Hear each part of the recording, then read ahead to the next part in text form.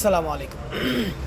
1947 সালে ভারত এবং পাকিস্তান বিভক্ত হয়েছিল ধর্মের ভিত্তিতে।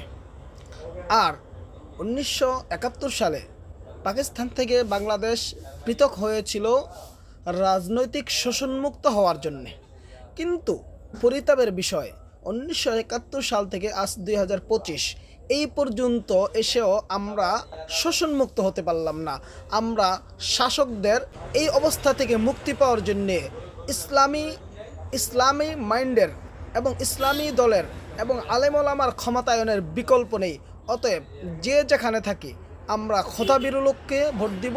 আমরা সর্বদা আলেম ওলামার সাথে থাকব এবং আল্লাহ রব্বুল আলমিনের আইন বাস্তবায়নের জন্য আমরা সর্বদা প্রচেষ্টা চালাবো এবং যারা আল্লাহর আইন বাস্তবায়নের জন্য কাজ করছে আমরা তাদের পক্ষেই থাকবো ইনশাআল্লাহ। আল্লাহ আমাদের সকলকে দেশ জাতি সর্বোপরি আল্লাহর আইন বাস্তবায়নের জন্যে রসুলের আদর্শ বাস্তবায়নের জন্য যারা মাঠে কাজ করবে আমরা তাদের পক্ষে আছি ইনশাআল্লাহ, তাদের পক্ষেই থাকবো ইনশাআল্লাহ।